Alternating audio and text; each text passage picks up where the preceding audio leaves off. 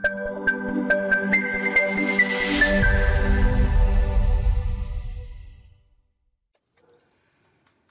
болу жүректің батырлығы, ұстаз болу сезімнің ақындығы, ұстаз болу мінездің күн шуағы, азбайтұғын адамның алтындығы. Армысыздар, сіздермен Алматы облысы Панфилов ауданы Бауыржан Момышұлы атындағы орта мектеп гимназиясының тарих пәнінің мұғалімі мен Әуесбаева Майра Абдракимовна. Еңбек өтілім 28 жыл, педагог, зерттеушімін. Қазіргі заман мұғалімі рухани жағынан дамыған, педагогикалық құралдардың барлық түрлерін шебер меңгерген білікті маман болып келеді. Сондықтан мен өз сабақтарымда белсенді әдіс-тәсілдерді қолдану арқылы оқушылардың оқуға деген ынтасын көтеріп, қызығушылығын арттырып, білім сапасын көтеремін. Сонымен қатар оқушылардың ойын жинақтай отырып, еркін қысылмай сөйлеуіне жете көңіл бөлемін. Менің бүгінгі тақырыбым педагогикалық әдіс-тәсілдер білім сапасын арттырудың басты құралы. Ұлы неміс ақыны, дана ойшыл, табиғаттанушы Гете біліп қана қойған аз, оны пайдалана білу қажет. Қалап қана қойған аз, оны жасау қажет демекші. Мен бүгін сіздерге өзімнің сабақта пайдаланып жүрген әдіс-тәсілдермен таныстырғым келіп отыр. Дейін кейін стратегиясы. Дейін және кейін әдіс арқылы мен үйге берілген тапсырманы бекітемін және жаңа сабақпен байланыстырамын. Бұл әдісті пайдалану кезінде сыни ойлатуға жол бере отырып, бірнеше сұрақтар қойған кезде үнсіз отыратын оқушылардың өздері сабаққа диалогтық қарым-қатынасқа түседі. Мысалға, Қазақстандағы ұлт азаттық қозғалыс тақырыбында өткен соң, оқушыға осы әдісті қолдану арқылы оқиғаға дейін және осы оқиғадан кейін қандай мәліметті білесің, қандай оқиғаны білесің дегенде оқушы өз ойын жазады. Мысалға, Күншебаева Тамирис 3 оқиға жазған және кейін 3 оқиға жазған. Сондай-ақ ұлттық бірыңғай тестілеуге дайындық барысында 11 сынып оқушыларына тәуелсіздік шежіресіне байланысты жылдарды беремін. Мысалға, 2000 жылға дейін қандай оқиға болды? 2000 жылдан кейін қандай оқиға болды? Міне сонда оқушылар есте сақтау қабілетін арттыра отырып, өз білгенін жаза отырып, ұлттық бірыңғай тестілеуге дайындық жүргізеді. Келесі, свод талдау әдіс-тәсілі.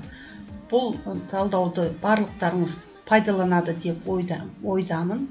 Мақсаты оқушының бір мәселе бойынша ойлау, талдау, салыстыру қабілетін дамытады, өз пікірін ашып айта алады.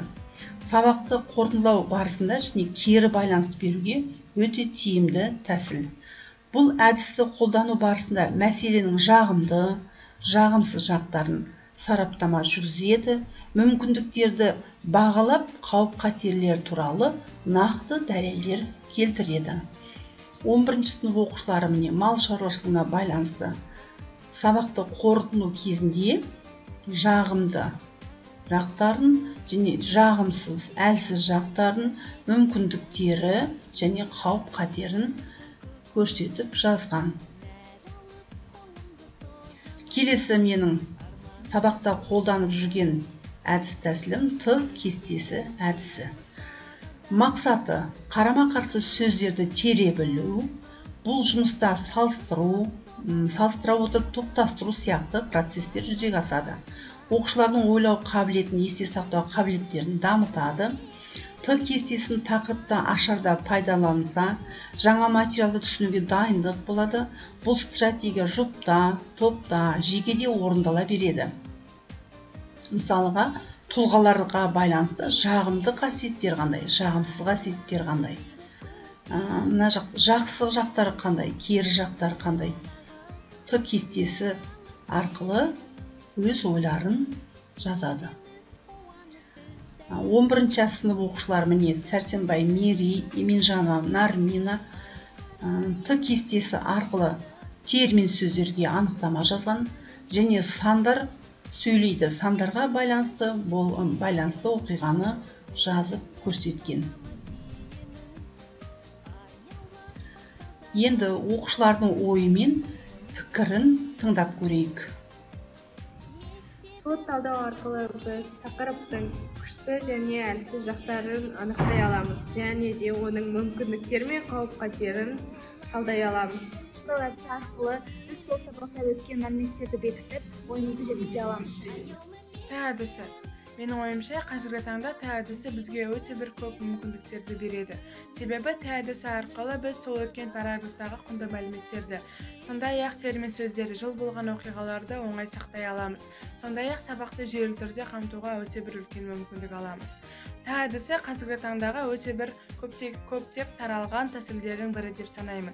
Себебі әдісі сабақты жүйелі түрде түсінуге, сондай-ақ есте сақтау қабілетімізді арттыруға өте бір үлкен септігін тигізеді. Мен өз басыма келсек, қазіргі таңда әдісін өте жиі қолданамын. әдісі арқылы мәліметтерді оңай сақтауға, сондай-ақ сабақты толығымен түсінуге өте бір үлкен мүмкіндік аламын. әдісін жақсы әдістердің бірі деп санаймын. Себебі әдісі арқылы оқушылар өздерінің уақыттарын үнемдейді, және әдісі арқылы термин сөздерді, жылдарды, пайыздарды, яғни маңызды ақпараттарды жаза отырып, олар ойларында жақсы сақталады. Әдістер бар неше түрлі көптеген, соның бірі әдісін берген. Тақырыппен ойларымды қамтиды, сондықтан да әдісін жақсы көремін.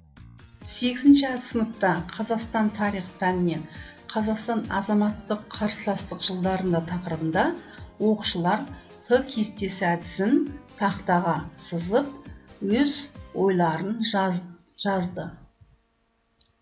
Сонымен қазіргі мұғалім оқуды ұйымдастырушы немесе фасилитатордың рөлін атқарады. Ол дегеніміз мұғалім мен оқушы оқу процесінде әріптес болып табылады екен.